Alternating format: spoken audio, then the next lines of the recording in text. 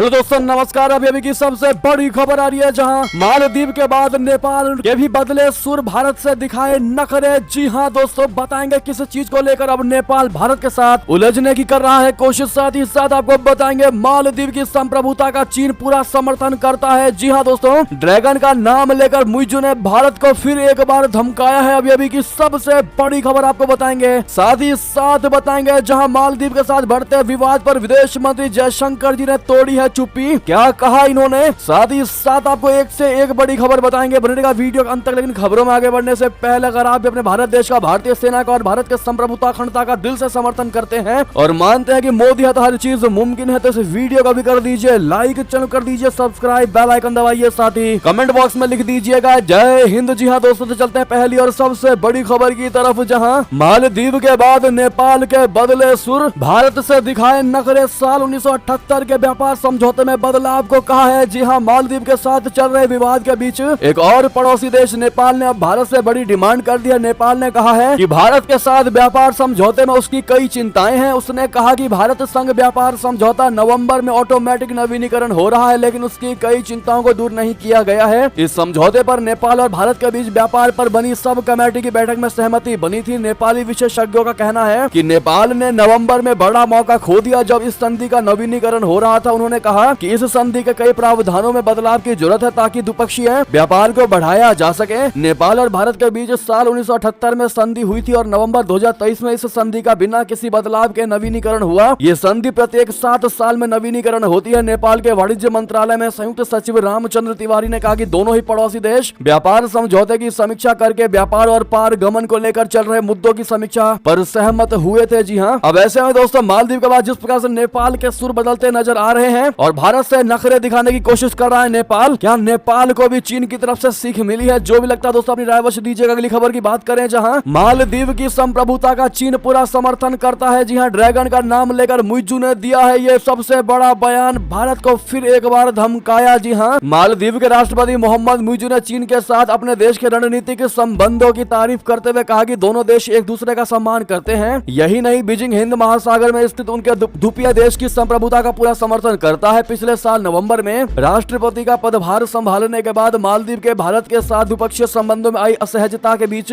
मुइज़ू ने यह टिप्पणी की है। चीन की राजकीय यात्रा के बाद शनिवार को मालदीव लौटे मुइज़ू ने कहा कि चीन ने 1972 में राजनयिक संबंध स्थापित करने के बाद से मालदीव के विकास में सहायता प्रदान किया है। चीन समर्थक नेता माने जाने वाले मुइज़ू ने हाल में संपन्न हुई अपनी चीन यात्रा के दौरान मालदीव को बीजिंग के करीब लाने की कोशिश की और दोनों देशों ने अपने संबंधों को रणनीतिक साझेदारी के स्तर तक ले गए हैं। उन्होंने ये भी कहा कि चीन की बेल्ट एंड रोड इनिशिएटिव बोले तो BRI द्विपक्षीय संबंधों को एक नए स्तर पर ले गई है। चीन के सरकारी सिटी CGTN चैनल के साथ एक साक्षात्कार में मुइज़ू के हवाले से कहा गया था कि चीन ऐसा देश नहीं है जो मालदीव के आंतरिक मामलों में हस्तक्षेप करेगा। यही कारण है कि दोनों देशों के बीच मजबूत संबंध है। मुइज़ू ने यह भी कहा था कि मालदीव और चीन एक दूसरे का सम्मान करते हैं और चीन मालदीव की संप्रभुता का पूरी तरह से समर्थन करता है। जी हाँ दोस्तों, ऐसे में चीन से लौटने के बाद दोस्तों मुइज़ू पूरा का पूरा बदलते नजर आए हैं और आते ही उन्होंने लगातार भारत पर बम फोड़ना शुरू कर दिया है, बातों का बम। अब ऐसे में दोस्तों अगर आप भी मानते हैं कि भारत के साथ बैर मोल लेकर के मालदीव अपने ही पैर पर कुल्हाड़ी मार रहा है, तो अपनी राय अवश्य दीजिएगा। अगली खबर की ओर चले, जहां पर इसी बीच मालदीव के साथ बढ़ते विवाद पर विदेश मंत्री जयशंकर जी ने तोड़ी चुप्पी, कहा मैं इसकी कोई जिम्मेदारी नहीं लेता। जी हाँ, विदेश मंत्री जयशंकर जी ने आखिरकार मालदीव के साथ चल रहे राजनयिक विवाद पर चुप्पी तोड़ ही दी। उन्होंने कहा कि इसकी कोई जिम्मेदारी नहीं ले सकता कि हर कोई हर समय भारत का समर्थन करेगा। जयशंकर जी ने कहा कि राजनीति तो राजनीति है, मैं गारंटी नहीं दे सकता कि हर देश में हर कोई हर समय हमारा समर्थन करेगा या हमसे सहमत होगा। उन्होंने आगे कहा हम जो करने की कोशिश कर रहे हैं वो है देशों के साथ संपर्क को मजबूत करना। हम काफी हद तक सफल हुए हैं। हमने पिछले 10 सालों में कई देशों से अच्छे संबंध बनाए हैं। जयशंकर जी ने राजनीतिक संबंधों में उतार चढ़ाव के बावजूद लोगों के बीच सकारात्मक भावनाओं को बढ़ावा देने पर ध्यान केंद्रित करते हुए वैश्विक स्तर पर मजबूत संबंध बनाने के लिए पिछले 1 दशक में भारत के प्रयासों को रेखांकित किया। जी हाँ दोस्तों, ऐसे में भारत और मालदीव के बीच राजनयिक विवाद को लेकर पहली बार जयशंकर जी ने बयान दिया है। इतना ही नहीं दोस्तों, आपको बता दें कि आखिर मालदीव की अब रियलिटी क्या है। दरअसल पाकिस्तान की राह पर बढ़ा है मालदीव। लश्कर और सऊदी ने बोए थे इस्लामी कट्टरपंथ के बीच। जी हाँ, भारतीय सुरक्षा विशेषज्ञों का कहना है कि जिस तरह से मालदीव के नेता भारत के खिलाफ जहर उगल रहे हैं और एक्शन लेने की बात कर रहे हैं, उससे साफ है कि मुइज़ू सरकार में ऐसे लोग और समूह शामिल हो गए जिन्हें पाकिस्तान, सऊदी अरबिया और अफगानिस्तान के मदरसों में कट्टरपंथ की ट्रेनिंग मिली है। द संडे गार्डियन की रिपोर्ट के मुताबिक मालदीव के भी कई विशेषज्ञ और पर्यवेक्षक भी इसे स्वीकार करते हैं कि मालदीव में कट्टरपंथ बढ़ रहा है। रिपोर्ट के मुताबिक मालदीव में इस्लामिक कट्टरपंथ साल 2004 में आई जोरदार सुनामी के बाद बढ़ना शुरू हुआ। साल 2022 की जनसंख्या के मुताबिक मालदीव की जनसंख्या 5.5 लाख से थोड़ा कम है। इसमें 1.32 लाख विदेशी हैं। इन विदेशी लोगों में दक्षिण एशियाई लोगों के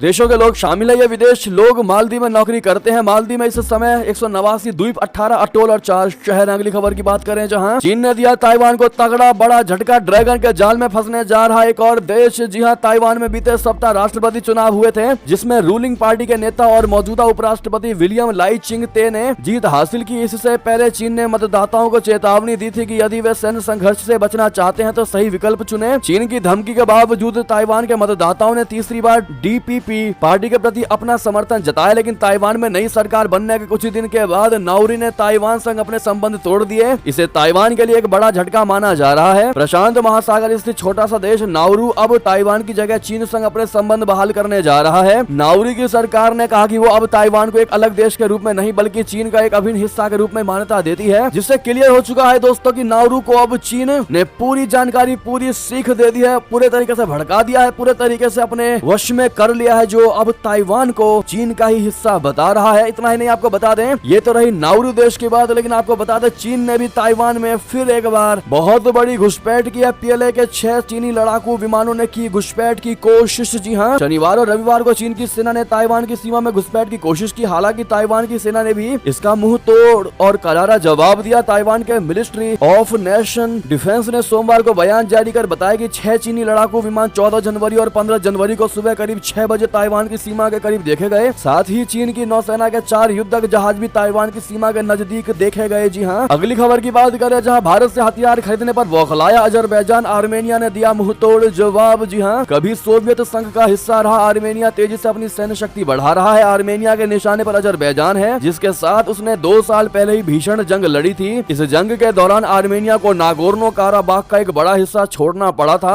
आर्मेनिया ने भारत से Pinaka multi barrel rocket launcher 155 millimetre की सेल्फ प्रोपेल्ड तोप और जमीन से हवा में मार करने वाली आकाश मिसाइल को खरीदा है। इससे आर्मेनिया का दुश्मन नंबर 1 अजरबैजान चिढ़ा हुआ है। इसी को लेकर आर्मेनिया के प्रधानमंत्री निकोल पशिन्यान ने अब जवाब दिया है। दोस्तों, शनिवार को गावर शहर में आयोजित सिविल कॉन्ट्रैक्ट पार्टी के इनिशिएटिव समूह की बैठक में आर्मेनियाई पीएम निकोल पशिन्यान ने आर्मेनिया की सेना में सुधारों के कार्यान्वयन और हथियारों की खरीद को लेकर अजरबैजान की आपत्तियों का जवाब दिया। उन्होंने कहा कि एक और अजरबैजान आर्मेनिया के सामने एक बड़े इलाके पर कब्जे की मांग करता है, घोषणा करता है कि वो अपनी सेना को मजबूत करेगा। दूसरी ओर शिकायत करता है कि आर्मेनिया फ्रांस और भारत से हथियार खरीद रहा है। आखिर ये कैसा तर्क है? पशिन्यान ने कहा कि किसी भी देश को सेना रखने का अधिकार है, कोई भी इस पर सवाल नहीं उठा सकता। जी हाँ, यानी कि करारा जवाब दिया गया है अजरबैजान को। अगली खबर बता दें, ईरान पर चीन के असर को कम करने के लिए तेहरान के दौरे पर जयशंकर जी। आखिर भारत के लिए क्यों महत्वपूर्ण है ये द्विपक्षीय बातचीत? बता दें, भारत के सबसे अच्छे मित्र देशों में ईरान की गिनती होती रही है। हालांकि बीते कुछ वक्त में ईरान की दोस्ती चीन के साथ बढ़ गई है। इसका सबसे बड़ा सबूत दोनों देशों के बीच व्यापार में साफ देखने को मिल रहा है। HT यानी हिंदुस्तान टाइम्स हिंदी की रिपोर्ट के मुताबिक चीन ईरान का सबसे बड़ा तेल खरीदार बन चुका है। चीन ने ईरान से साल 2020 से 2023 के दौरान 3 गुना ज्यादा तेल खरीदा और ये सब एक दिन में संभव नहीं हो पाया है। इसी बीच अब ईरान का दौरा जयशंकर जी ने किया है दोस्तों, जो कि बहुत बड़ी कूटनीति मानी जा रही है। और चीन ईरान की दोस्ती के बीच भारत का जो ये प्लान है दोस्तों, कहीं ना कहीं फिर एक बार मामले को सेट करेगा और चीन के साथ जो ईरान की दोस्ती बढ़ रही है उसको कहीं ना कहीं मात देगा अपना भारत। जी हाँ दोस्तों, क्या आपको लगता है कि जयशंकर जी इसमें कामयाब हो पाएंगे? अगर हाँ तो कमेंट में ऑल द बेस्ट जयशंकर जी जरूर कहिएगा। अगली खबर की ओर चले, जहां वेस्ट उत्तर प्रदेश से होगा बीजेपी का मिशन 2024 का आगाज। अलीगढ़ में मोदी फूकेंगे चुनावी बिगुल। जी हाँ, अयोध्या में 22 जनवरी को रामलला की प्राण प्रतिष्ठा करने के बाद प्रधानमंत्री नरेंद्र मोदी जी लोकसभा चुनाव का शंखनाद करेंगे। भारतीय जनता पार्टी समूचे देश के लिए इस सियासी संग्राम का आगाज एक बार फिर वेस्ट यूपी से करेगी। इस बार इसके लिए अलीगढ़ को चुना गया है। इससे पहले वेस्ट यूपी के सहारनपुर से बीजेपी चुनावी अलख जगाती रही है। बताया जा रहा है कि प्रधानमंत्री नरेंद्र मोदी जी मतदाता दिवस पर 25 जनवरी को अलीगढ़ में प्रस्तावित बीजेपी के संगठनात्मक तौर पर पश्चिम क्षेत्र बोले तो वेस्ट यूपी और ब्रज प्रदेश के नव मतदाता और पन्ना प्रमुखों यानी वर्करों के सम्मेलन में शिरकत कर उन्हें संबोधित करेंगे और चुनावी बिगुल फूकेंगे। प्लान के मुताबिक अलीगढ़ से ही मोदी देश भर में हर विधानसभा क्षेत्र के 5-5 हजार नव मतदाताओं से भी ऑनलाइन संवाद करेंगे। अब ऐसे में दोस्तों, क्या लगता है आपको, क्या बीजेपी फिर एक बार लोकसभा चुनाव जीत पाएगी? क्या पीएम मोदी जी होंगे अगले प्रधानमंत्री? जो भी आपको लगता है कमेंट में भारी मात्रा में लिखिएगा। और जो ये मानता है कि पीएम मोदी ही होंगे होगा अगले प्रधानमंत्री, वो इस वीडियो को शेयर जरूर करिएगा और सामने लाइक का बटन है, भारी मात्रा में लाइक दबा दीजिएगा। बहरहाल ये थी की सारी बड़ी खबरें। आपको हमारी खबर कैसी लगी? आशा करता हूँ बहुत अच्छी लगी होगी। अगर थोड़ी भी अच्छी लगी तो इस वीडियो को दोस्तों में, भाइयों में, साथियों में, रिश्तेदारों में शेयर अवश्य कर दीजिएगा और अभी कर दीजिए इस वीडियो को लाइक, चैनल कर दीजिए सब्सक्राइब, बेल आइकन दबाइए, साथ ही कमेंट बॉक्स में लिख दीजिएगा जय हिंद जय भारत। और यहाँ तक बने रहने के लिए आप सभी का बहुत बहुत धन्यवाद। जय हिंद जय भारत।